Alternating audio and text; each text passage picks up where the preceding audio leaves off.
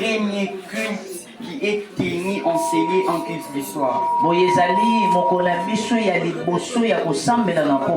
La fois passée, c'était fait, mais ce n'était pas dans cet endroit. Et ça m'est vraiment une très grande charge de prêcher aujourd'hui.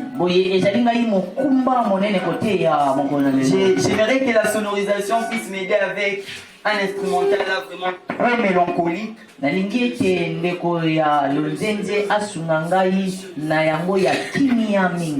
Parce que je crois vraiment que nous serons enseignés cette soirée. Alléluia. Amen. J'aimerais que tu dises à la personne qui est près de toi, c'est une grâce d'être retrouvé parmi les vivants.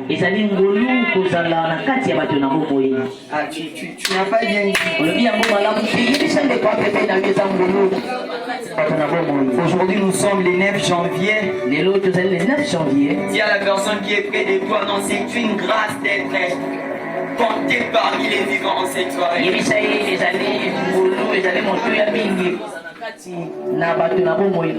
Exactement, c'est une grâce. Une faveur imméritée que l'Éternel nous a accordée. Je remercie Dieu pour cette soirée.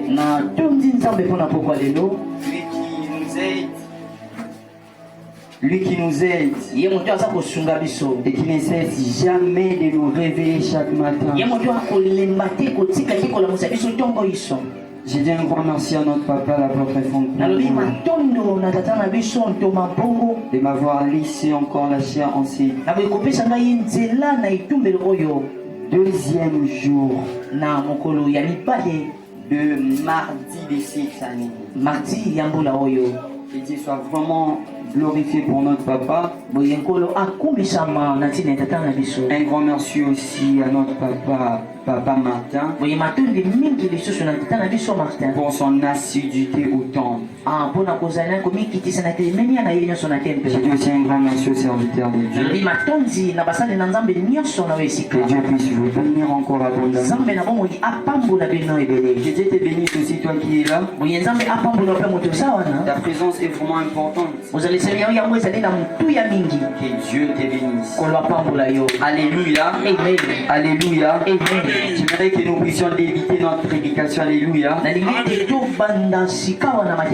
avant de commencer ma prédication, sonorisation, c'est un peu de monter s'il vous plaît. Ok. Avant de commencer ma prédication, j'aimerais déjà marteler sur une chose, que je ne suis pas venu remuer les couteaux sur la plaie des gens. Je ne suis pas venu te parler pour que tu puisses peut-être penser déjà à des personnes qui sont passées. Mais je suis venu te parler pour que tu saches que l'Éternel ne passera jamais et que tous nous allons passer. Donc je n'aimerais pas être une occasion de chiffre pour toi en cette soirée. Et que tu rentres à la maison, que tu dis c'est que les bergers Dieu nous a dit ne m'a pas vu, non?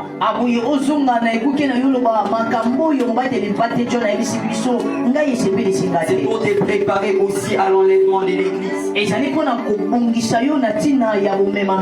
Normalement, j'ai voulu parler de ce thème pendant un très bon moment selon la recommandation de l'Éternel.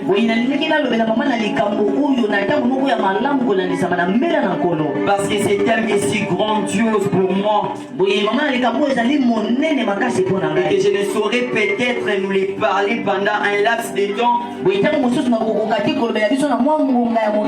je demanderai à ce que l'Esprit de l'Éternel puisse quand même nous aider afin que nous puissions les parler en un laps de temps.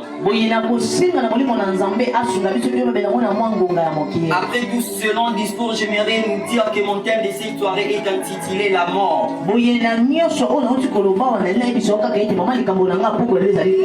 La mort. j'éviterai d'abord à définir la mort selon la biologie. Selon la biologie, on nous dit que la mort est un arrêt définitif des fonctions vitales.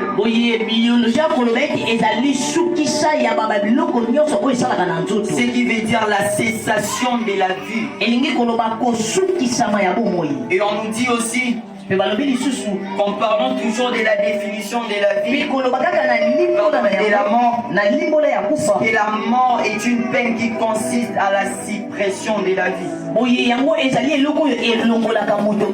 C'est-à-dire que la vie ne va plus régner et qu'on ne pourra plus faire ce qu'on faisait quotidiennement. Et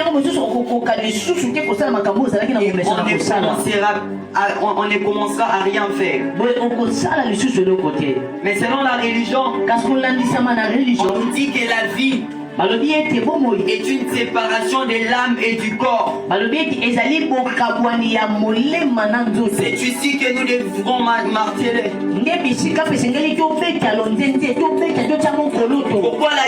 Pourquoi selon la religion nous dit que la vie est une séparation de l'âme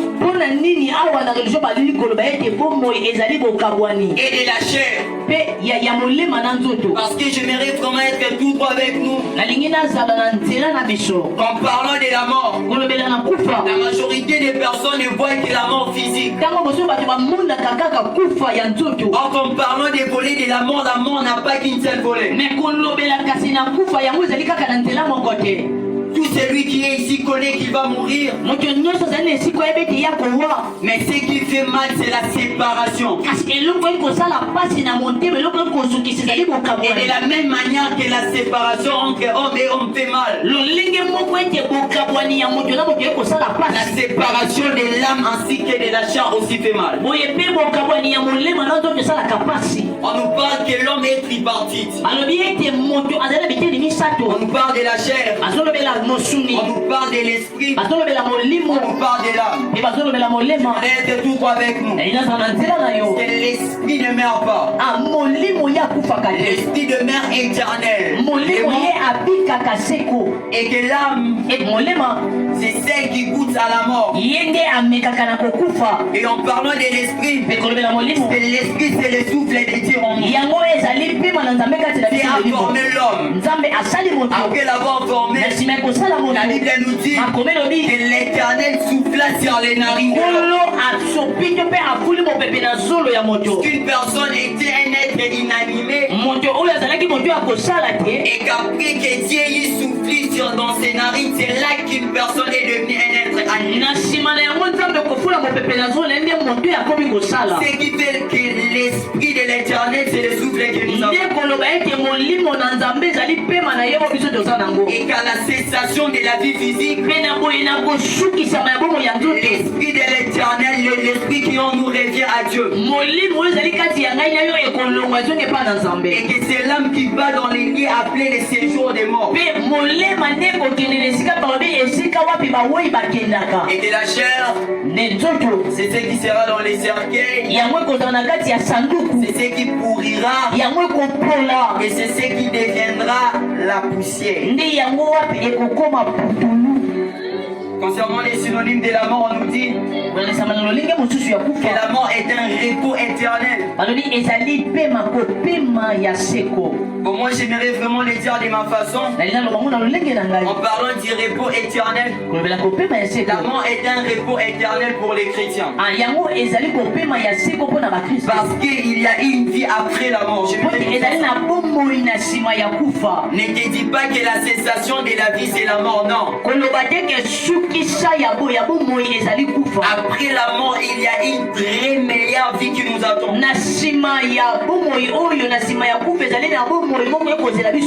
Et que partant des écrivains de la Bible, ils disent que cette vie ne sera pas comparée à la vie que nous menions aujourd'hui.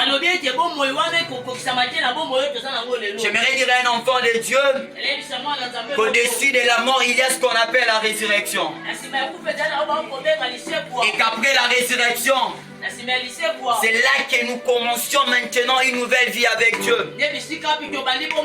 J'aimerais dire à un enfant de Dieu que la mort n'est pas la mort pour les chrétiens, mais la mort est un profond sommeil pour les chrétiens. La mort est réellement la mort pour les païens ou pour les non-croyants. Mais pour un chrétien, la mort n'est pas la mort. J'aimerais que nous puissions nous lever pour entendre la parole de l'Éternel. Je suis dans les livres de Genèse chapitre 2, le verset 17. Genèse chapitre 2, verset 17. Bon, là c'est en parlant de l'origine de la mort. Pour que nous puissions savoir pourquoi la mort, quand est-ce qu'on a parlé de la mort. Genèse chapitre 2, le verset 17, j'ai lu au nom du Seigneur. Amen. Il est écrit. Et comment? Mais tu ne mangeras pas de l'arbre de la connaissance du bien et du mal, car les jours où tu en mangeras, tu mourras certainement. Mais tu ne mangeras pas de l'arbre de la connaissance du bien et du mal, car les jours où tu en mangeras, tu mourras certainement. Nous pouvons reprendre nos places, on acclame la parole de l'Éternel. J'aimerais que tu me prêtes ton oreille. Ici nous sommes à l'originalité de la mort.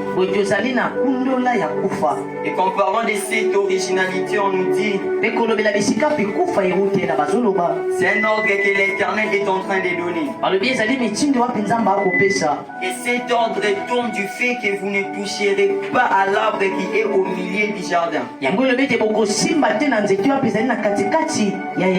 Et que l'Éternel leur a bien dit les jours où vous en mangerez, vous mourrez.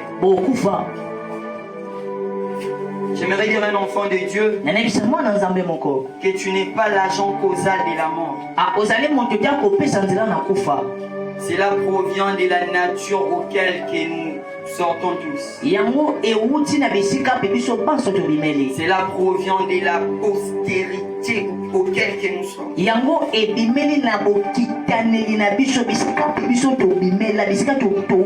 Parce qu'ici on nous parle de nos vieillards, les premiers habitants, bon je n'aimerais pas les dire, les premiers habitants de la terre, oui.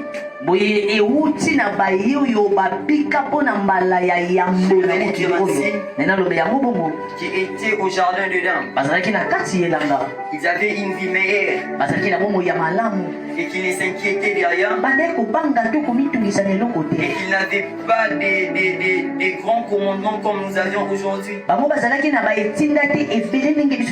Selon la Bible, il y a au moins 10 commandements et exclus d'autres lois.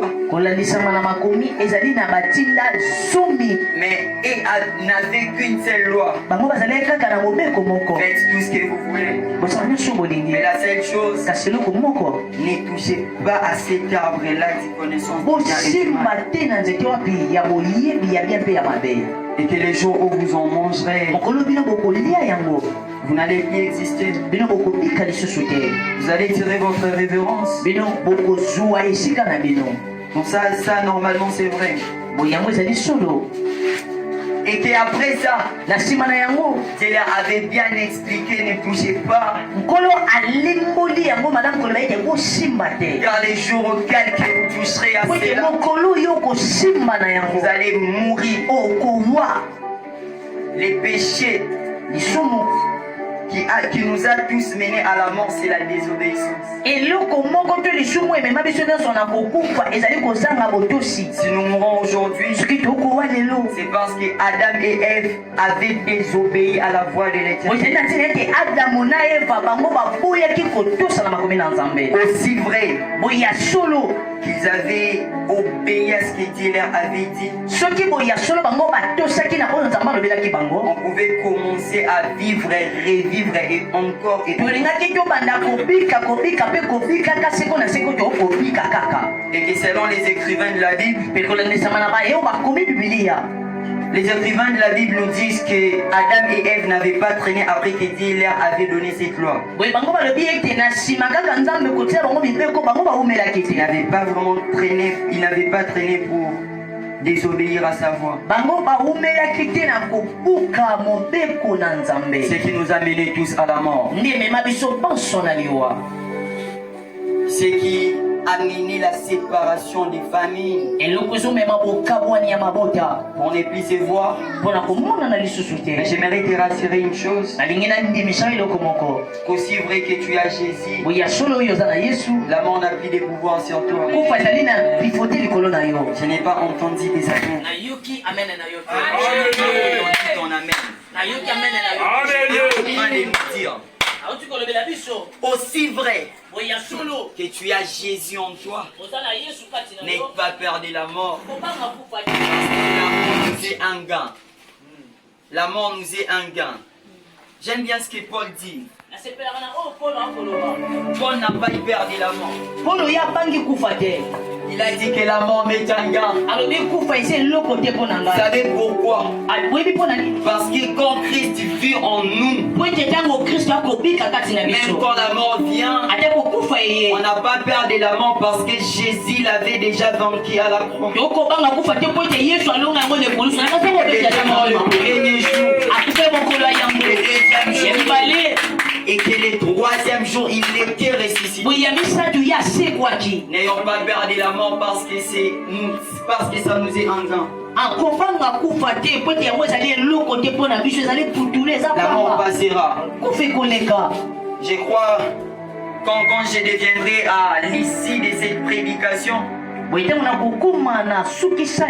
nous parlerai des choses qui prouvent que la mort n'aura plus d'effet sur toi. Parce que la Bible dit, oh mort, où est ton aiguillon? La Bible dit aussi que Dieu nous a donné les clés du séjour de mort. La Bible nous fait voir que la mort sera jetée dans les tongs de feu.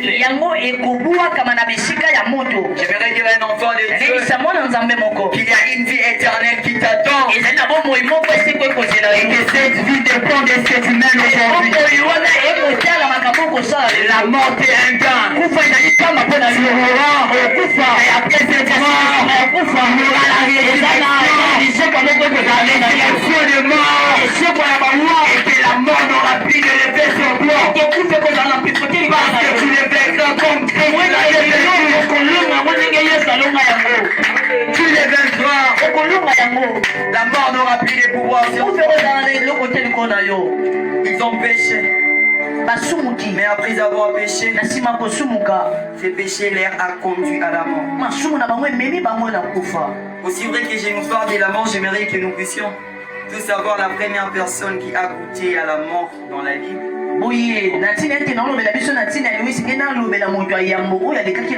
Pas seulement dans la Bible, mais la première personne qui a connu la mort dans le monde entier.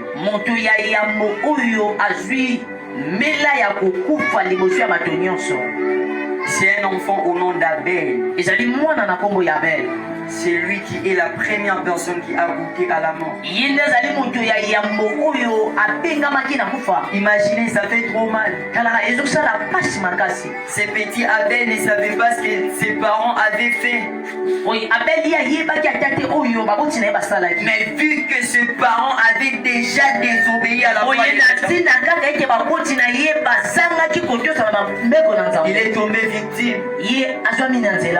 Le sang d'Abel, le sang qui crie. Mais au-delà de tout, j'aimerais nous dire que la mort a de l'importance peut-être. Mais il y a un sang qui a été répandu, qui a anéanti la puissance de la mort. Jusque là, tu ne le sais pas encore. Bon, oui, c'est vrai que ce genre de message dans les églises, on n'aime pas. Parce que les gens vont penser comme si je suis en train de dire que nous puissions mourir, ce n'est pas ça.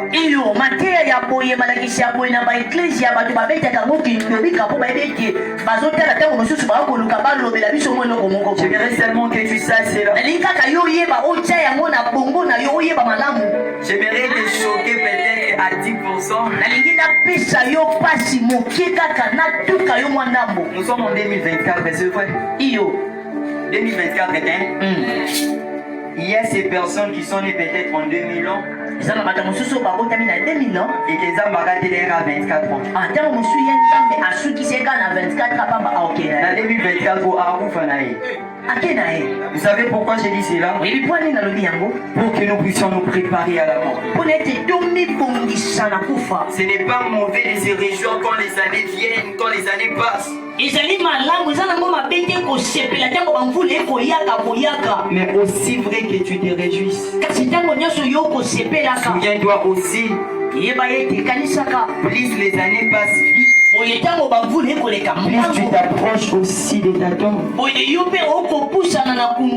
Retiens ça. Plus les années passent, 2024 et 2025, dis-moi.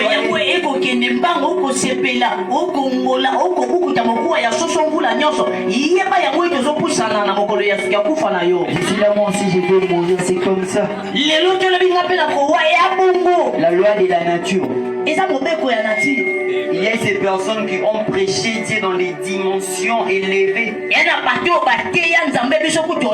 Mais après avoir quitté leur chair, ces personnes sont mortes. Il y a ces personnes qui ont servi l'Éternel jusqu'à leur dernier souffle.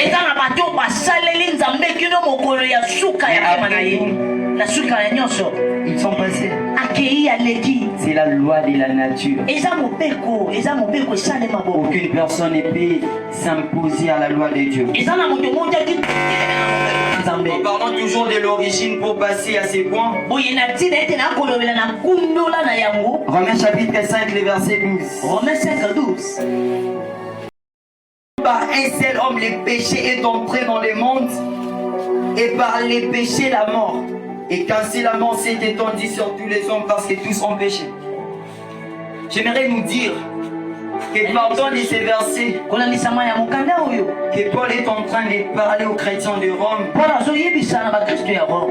qu'il est en train de leur montrer que aussi vrai que nous parlons de la mort, c'est parce qu'il y avait une personne qui avait péché.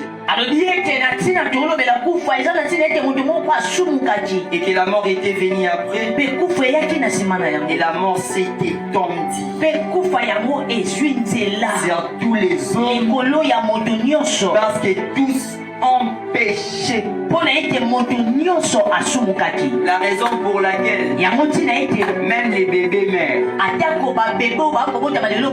Pourquoi?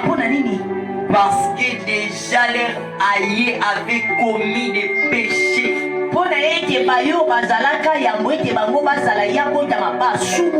Ils ont déjà transgressé à la voie de l'Éternel.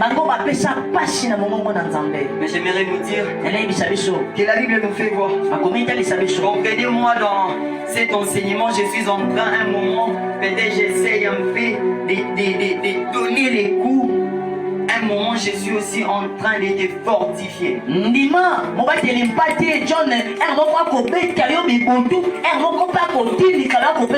La Bible dit ceci. Là où le péché avait abondé, quand la grâce est venue, elle a surabondé. Donc là où la mort avait régné, quand la grâce est venue, la grâce a dominé. Un enfant de Dieu, c'est la résurrection. Ce n'est plus c'est la mort. Tous pourront peut-être connaître la mort. Mais à la résurrection, à la voix d'un archange, nous serons consolés. Nous serons consolés. Parce que ce temps-là, il n'aura plus de péché. Il n'aura plus de souffrance. Et il n'aura que de la joie et de la joie. Je vais dire un enfant de Dieu. Il y a une seconde qui t'attend demain. Et celle qui se prépare à celle que tu veux loger. La mort viendra. Elle passera. Et après la résurrection, nous allons vivre avec Jésus. Avec Jésus.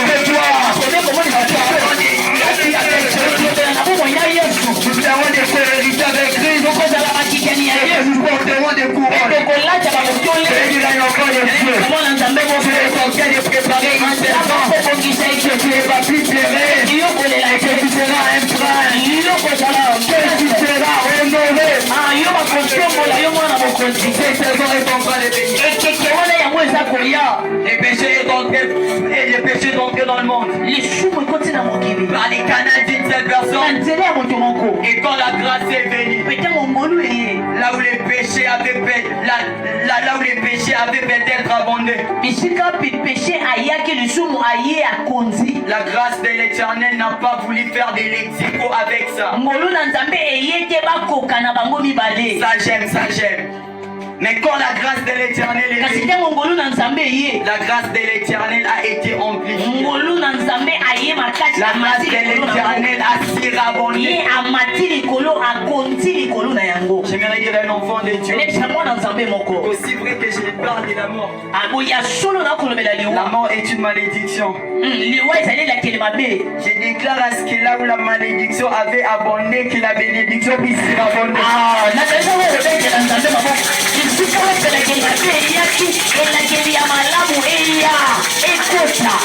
Si vous êtes que la résurrection avait surabondé, j'ai pris à ce que la bénédiction aussi puisse surabonder là où il y avait la bénédiction. Là où le chef ne marchait pas, j'ai pris à ce que ça puisse marcher maintenant. Les péchés est en train dans le monde et que nous tous nous sommes devenus des personnes pécheresses. J'aimerais nous parler de la réalité. Normalement, la mort fait partie intégrante de la condition humaine.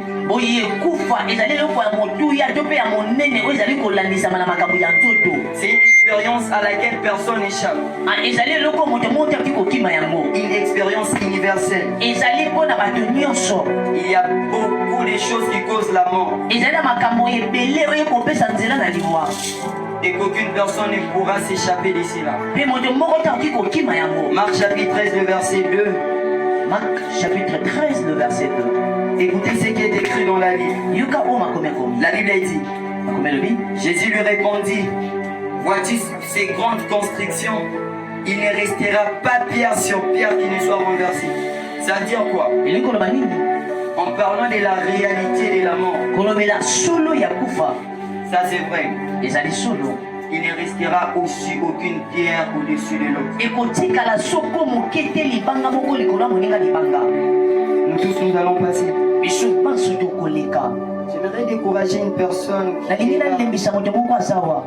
et qui ne fait que tuer les gens par les paroles, tuer les gens comme ça physiquement. Tu ne resteras pas éternel. Nous tous nous allons passer. Tu es là peut-être que pour faire souffrir les gens. Ne pense pas que tu resteras éternel. Jamais. Il y a des terroristes qui ont vraiment bien terrorisé. Mais à la fin, la mort les a aussi touchés. J'aime un philosophe qui a dit, aussi vrai que je n'abuse pas, je crois que c'est Steve Jobs.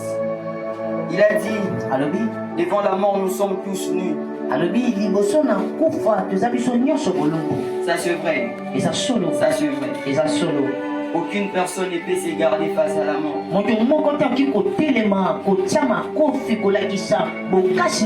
C'est une réalité. Il est possible que tu te caches à la maison en te disant, moi je ne vais pas mourir, je me suis caché.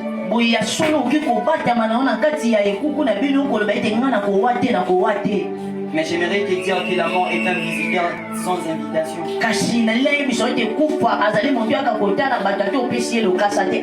Elle n'aura pas besoin que tu l'invites pour qu'elle vienne. Et que le mal est qu'à chaque temps que la mort vient, la mort ne fait que durer ce qui était important.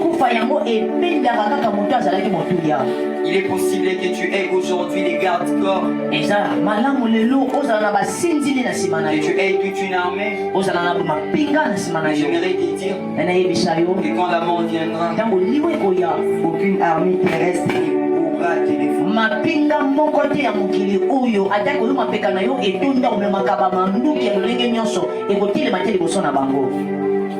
Dans ces pays, nous avons connu des hauts et des bas en parlant du président.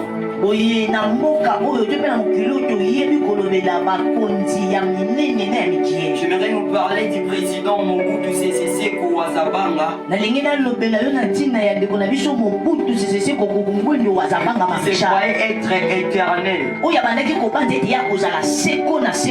Il pensait que partant de tout ce qu'il avait fait, il ne pouvait mourir.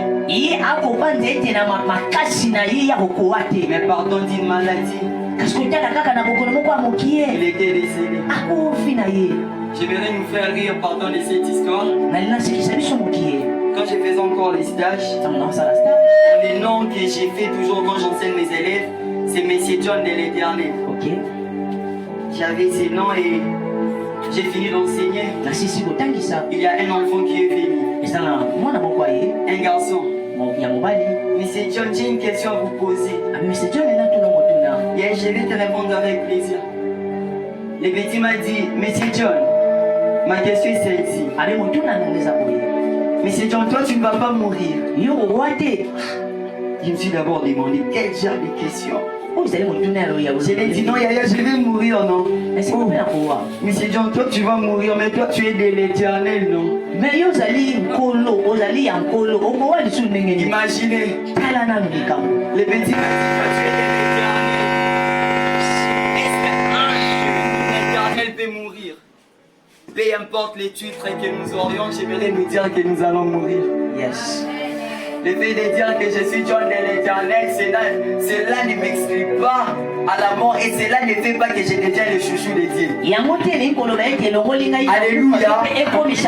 Alléluia. Il n'y a pas le chouchou de Dieu, John de l'Éternel. Et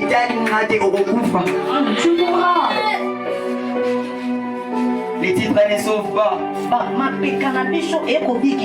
Nous tous nous devons goûter à la mort.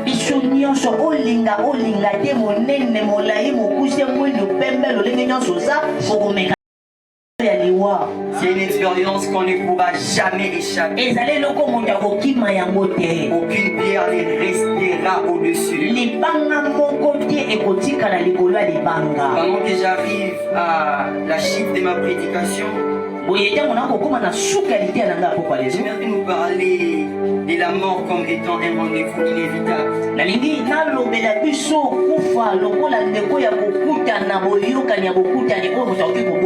Inévitable. Peu importe ce que tu feras, même si tu fuis, ce qui est vrai, tu mourras. Ecclésiaste chapitre 3, le verset 20. Ecclésiaste chapitre 3, le verset 20. Écoutez ce qui est écrit. Pouvant dans un même lieu, tout a été fait de la poussière et tout retourne à la poussière. Tout va dans un même lieu, tout a été fait de la poussière et tout retourne à la poussière. J'ai fini avec ce verset, Genèse chapitre 3, le verset 19. Genèse chapitre 3, verset 19. Genèse chapitre 3, le verset 19. Il est écrit, c'est à la seconde. J'aimerais vraiment que nous puissions nous focaliser seulement à ce qui nous concerne. Je crois que c'est la partie C. Non. C'est la partie B. La Bible dit, jusqu'à ce que tu retournes dans la terre d'où tu as été pris, car tu es poussière et tu retourneras dans la poussière. Nous avons été faits du sol argile et que nous devrions retourner. Un rendez-vous inévitable. J'aimerais dire à un enfant de Dieu, Aujourd'hui, tu es au-dessus de la terre.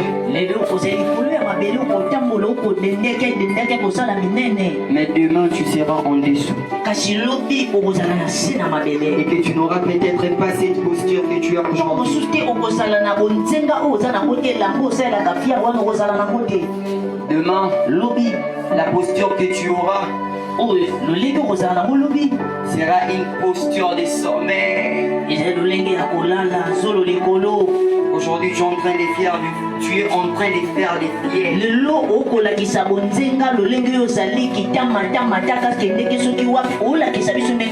Tu es en train de t'orgueiller avec la beauté que Dieu t'a donnée. Mais j'aimerais te choquer. Demain, on te dira paix à ton âme. Et qu'il n'y aura plus de l'importance. Aussi vrai que nous sommes encore en vie, c'est un très bon moment pour nous de préparer notre mort. Moi j'aime le dire comme ça. Il faut préparer ta mort. Parce que tu ne sais pas à quelle heure de la nuit que la mort pourra te surprendre.